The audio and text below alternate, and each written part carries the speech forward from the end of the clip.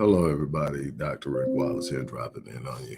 Hope everybody's having a great week. Look, I've got a lot going on business wise, so I'm not going to stay long. Um, while this message is focused to the subscribers on the Black Voice channel, it actually translates across a number of different spaces that I influence and that I have accounts. So I'm sharing it in a bunch of different places because the principle applies regardless to what you're specifically dealing with specifically. And so I'm going to get right to it. I have over the past 10 years in ways that I haven't in my entire life. I'll be 55 in a few weeks.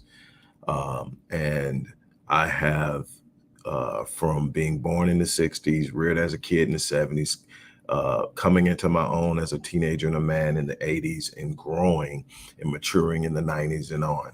I have never seen what I've seen in the past 10 years or so, what I call the rise of the victim mentality, the rise of victimhood, and the lack of accountability, the rise of victim syndrome.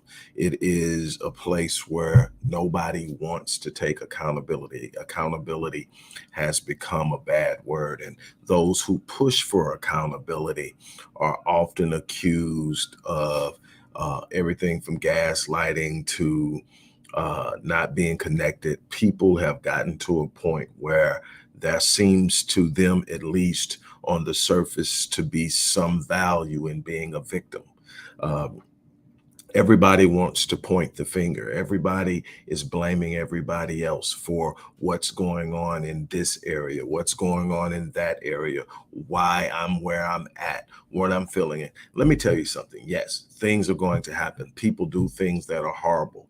Systems do things that are horrible. There are a bunch of, if you're a Black person, there is a long laundry list of things that were set out years and years before you were ever born to stop you. But at the end of the day, you have a choice.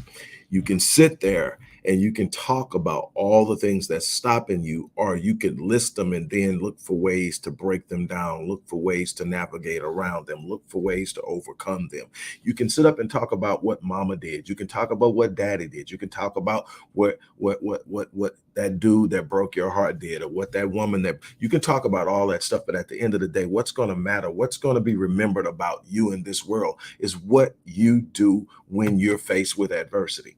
We live in a world where it's just so easy to sit down and say, they did this happened, that happened. Again, I'm not asking you to ignore your pain. I literally make a living helping people heal from trauma. I know what it does. I know how it is. I've literally written books for the Black community on generational trauma. I'm not trying to ignore it. I'm not marginalizing it. What I am saying is what we have walked into is a space in which nobody wants to be accountable. Nobody wants to sit down and say, okay, this is what we do to get past this. Nobody wants to sit down and say, this is what we do to overcome this. Nobody wants to be the one to sit up and say, somebody's got to carry a load they don't want to carry. Somebody's going to have to own this. And that's the problem. When I look at the things that I've been through in my life, when I look at the things I'm going through now, I don't look at anybody but myself. It's not that I don't believe things have happened to me that should not have happened to me, that other people. What I look at is, what decisions did I make? How did I move? What could I have done differently that would not have had me in a situation for people to do whatever they've done, for businesses to sit up and do certain things, for government systems to sit up and do certain things, for the things I've experienced on whatever it is. I'm looking at me, not ignoring what someone does, but I tell you what, sitting up and focusing on what someone does nothing for me. Absolutely nothing. It does not fix the problem. It does not change how I felt. It does not erase or eradicate what has been done. What can I do? I can sit up and say, you know what? I'm going to find a way to make this make me better. I'm going to find a way to make this make me smarter. I'm going to find a way to make this make me tougher. I'm going to find a way that I'm going to come out of this. I told you this, I don't know how many times before. Because of an absentee father and not having my father in my life at all. Like I told you before, if you don't know the story, never met my father. First time I saw that man was in a casket. That's the first time I saw him. But I had the blessing of being reared by my mother's grandfather and my great grandmother, his wife. I had this man, but this man had a second grade education. Why? Because he was born in 1909, the son of a sharecropper, and he had to leave school in the second grade to go out into the fields and work to help make ends meet. So he only had a second grade education. So he didn't read well. He was real good with math, but he didn't read well, and but he had an unbelievable mind full of wisdom, and he taught me so many things about manhood, so many things about coming out of things. He had every reason in the world to fail. Uneducated black man growing up in the South, and yet he thrived. He found a way to take care of his family. He found a way to love and bring up people. He found a way to be a giver in a world where everybody was talking about lack. So he taught me the importance of certain principles. And one of the things he taught me was that he told me this, and you probably heard me share this before. He said, son, you're going to be in one of three places your entire life. You are going to be either going in a storm, or coming out of a storm. Those are the three primary stages of life: going into a storm, in a storm, and coming out of a storm. You know, you've got these in-between times where you get to live life and experience and enjoy what the storm has built. But these storms have a purpose.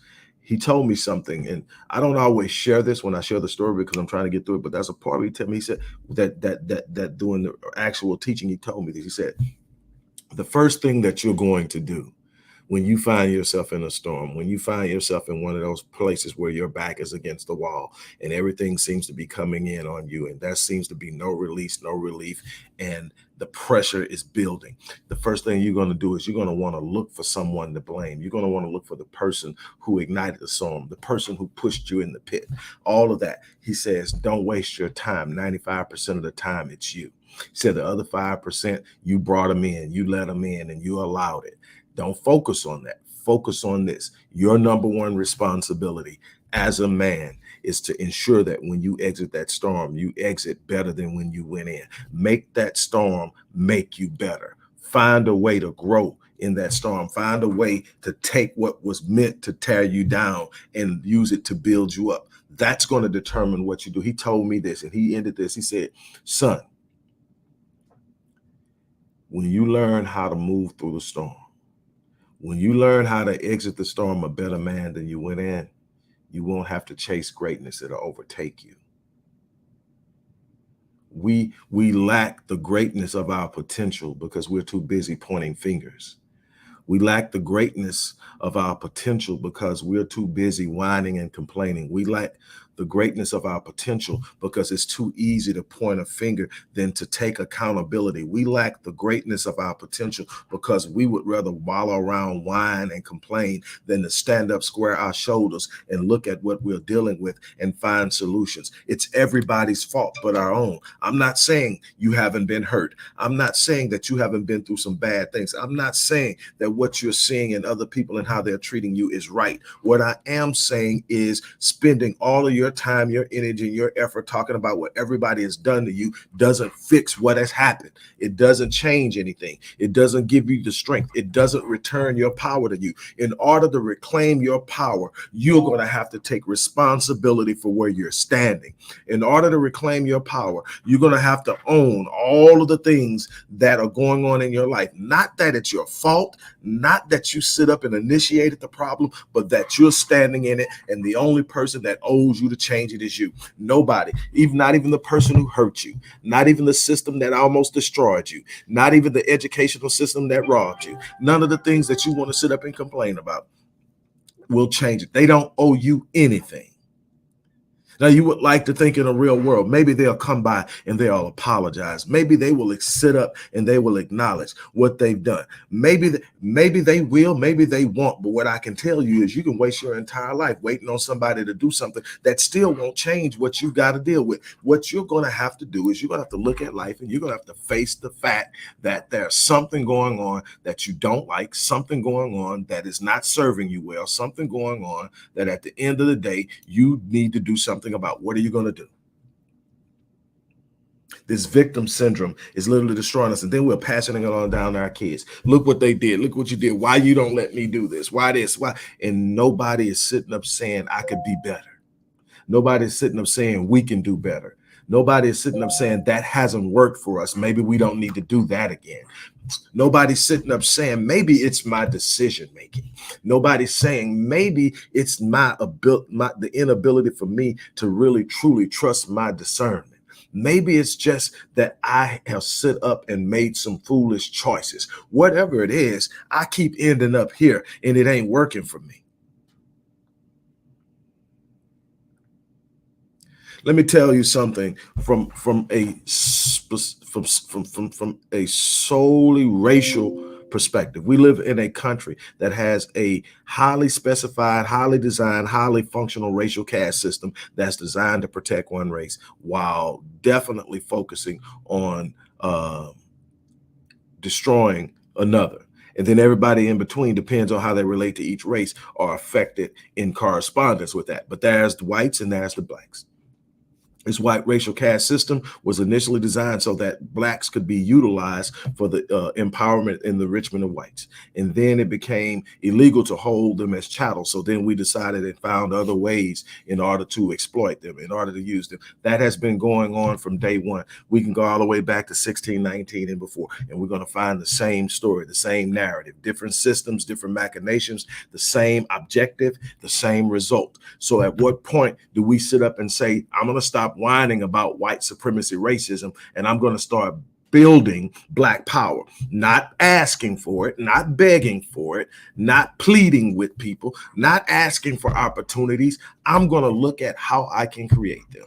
I'm going to study the problem at a level that gives me a unique and lucid perspicacity or understanding of the problem. And then I'm going to go out and I'm going to get with like-minded people and I'm going to build a solution based off of what I understand and what I have learned. I'm no longer going to whine and complain. That's wasted energy. That's negativity. That drops my frequency. That drops my vibration. It takes me away from the very things that I'm trying to draw myself to.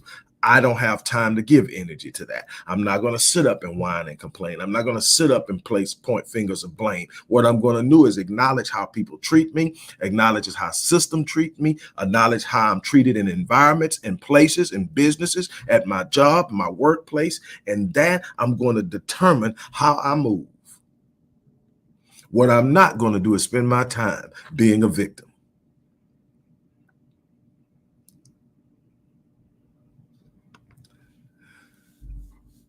We spend way too much time in this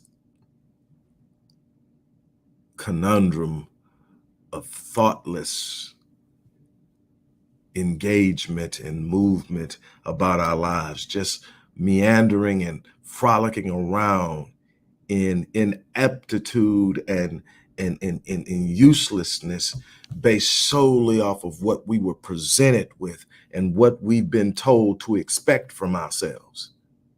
We've bought a lie about who we are. So we aspire to achieve the Eurocentric idea of what's classy, the Eurocentric idea of what's beautiful, the Eurocentric idea of what's professional, the Eurocentric idea of what love is. And we are literally self-destructing because we are chasing something that wasn't built for us. We don't have the natural wherewithal anymore to search out ourselves and see the power within us to stand up and walk in and do what they are afraid we're going to do. We frighten them with our creativity. We frighten them with our ability to maneuver and think. We frighten them with our resilience. If you can imagine the things that we've done under the pressure at which we have existed, that should tell you what we're capable of once we take the hands from around our throats and their foot of our necks, what we can do. But we can't do that complaining and pointing the finger.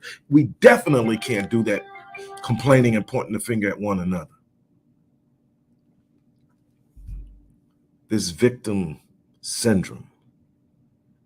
I don't want to be accountable. I just want to point the finger, and that's going to be my excuse for why I can't arrive, why I can't excel, why I can't perform. I can't be a good father because he did this. I can't be a good mother because she did that. I can't be this. I can't start a business. Look where I came from.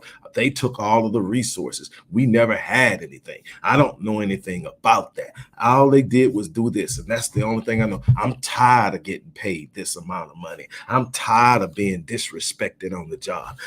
It's just constant complaining about things you have the power to change.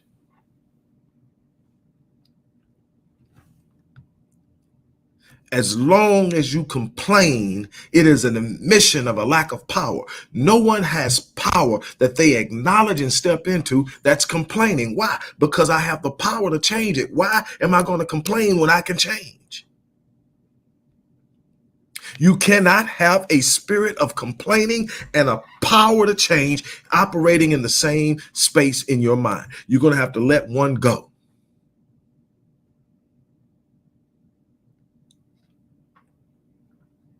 There's nothing the people who run this system love more than to see Black people complain about their current state of affairs, because it is an outright indication that they still have not discovered their power.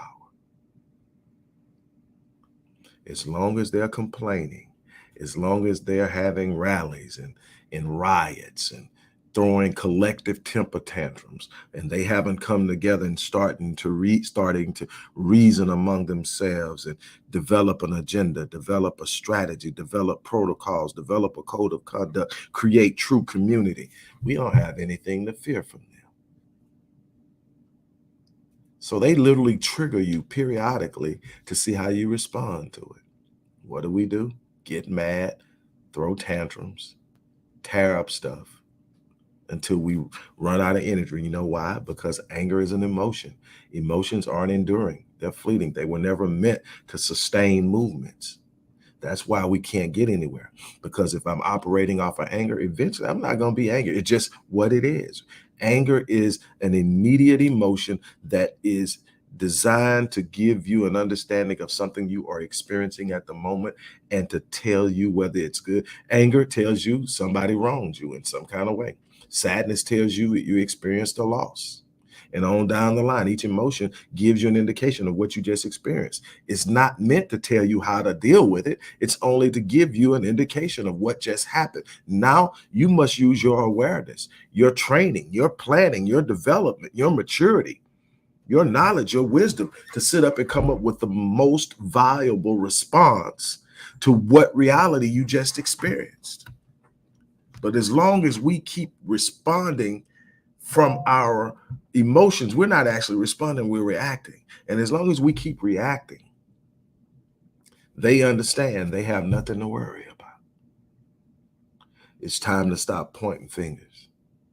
It's time to stop blaming one another. It's time to own this mess. It's time to clean it up. You've heard me say this so many times before, and I'm going to say it again, that when there's no enemy on the inside, the enemy on the outside can do us no harm. That African proverb rides me. If there's no enemy on the inside, the enemy on the outside can do us no harm.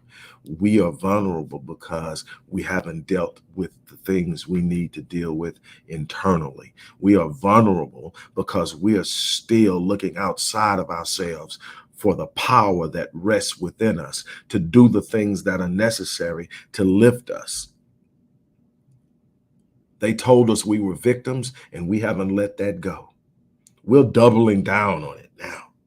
And there's absolutely no value whatsoever in being a victim.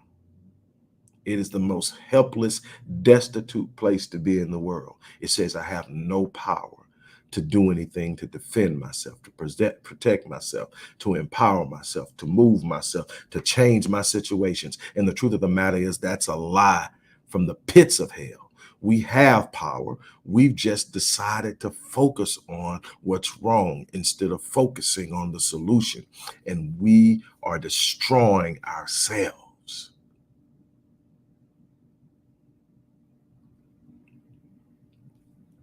When I look at what's going on in any time of my life, when I look at what's going on, whether it's in the past, whether it's current, I'm not looking for who to blame. I'm asking myself, how did I get here? If I don't like it, what am I going to do to change it? I'm not wasting my time pointing fingers. Even if I think somebody did something to me, stole money from me, sabotaged the business deal, did anything to hurt me whatsoever, and pointing the finger at them somehow made something bad happen to them. After all of that, I still have this issue I've got to fix. Nothing bad happened. Anything bad happened to them does nothing for me but give me some false sense of fulfillment that has no intrinsic value. I need something I can measure. So I'm going to work on the things that I control. Am I saying it's easy? No. Sometimes it's the hardest thing you got to do, but that's what fulfillment is about. It's about stepping into the things that take energy, effort, commitment, long-standing drive, and push. We fold too damn easy. We turn around and retreat to corners of comfort too easy. That's the problem. Look, I'm going to get off of here and get ready for my next client, but we definitely have some work to do. Before I forget, because I'm pretty sure I didn't even mention it at the beginning, we need your support to do the work we do in the community. For those of you who have followed us for years, you know what we do. For those who don't, there's a link to the website. You can familiarize yourself with us. But there is a link in the description box that you can use to show your support. For those of you who are more tech and device and just want to make it quick, the organization's Cash App account handle is also in the description box. But I'll leave you with this. No amount of finger pointing is going to change your personal reality. No amount of finger pointing is going to change our collective reality. We are going to land in this story, in this narrative for our generation. We are going to land on the spot that is a reflection of the effort and the energy and the work and the thought that we invested in change.